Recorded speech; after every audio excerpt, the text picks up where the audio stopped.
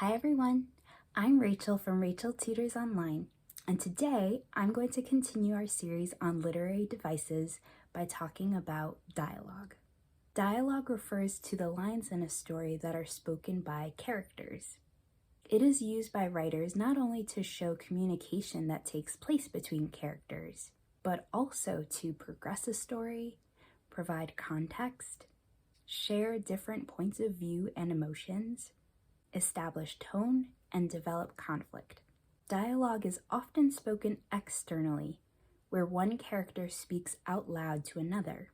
But dialogue can also be spoken internally, where characters simply speak to themselves in their minds. Dialogue is notated by the use of quotation marks and verbs such as said, replied, and asked that hint at when a character is speaking. Let's talk about some famous dialogues we can see in literature and discuss what we can learn through them. In Shakespeare's Romeo and Juliet, we find this dialogue. If I profane with my unworthiest hand this holy shrine, the gentle sin is this. My lips, two blushing pilgrims, ready stand to smooth that rough touch with a tender kiss. Good pilgrim, you do wrong your hand too much, which mannerly devotion shows in this. For saints have hands that pilgrims' hands do touch, and palm to palm is holy palmer's kiss. Have not saints lips and holy palmers too? Ay, pilgrim, lips that they must use in prayer. Oh, then, dear saint, let lips do what hands do. Even though the language in Shakespeare's plays can be hard to understand, we get a glimpse of the passion that exists between Romeo and Juliet through this dialogue.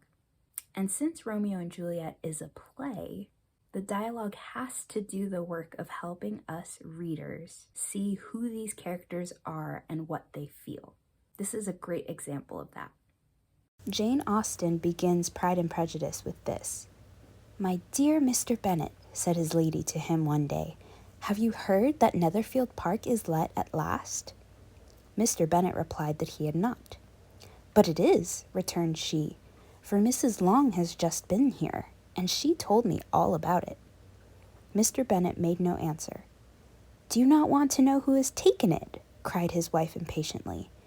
You want to tell me, and I have no objection to hearing it. The purpose of this dialogue is to establish the type of relationship Mr. and Mrs. Bennet have with each other. We get the impression that Mrs. Bennet is very talkative, while Mr. Bennet is not, though he still seems to humor her. Dialogue is important because we as readers can discover more about a story's characters by listening to what they have to say and how they say it. It's through dialogues that we get to know characters on a deeper level.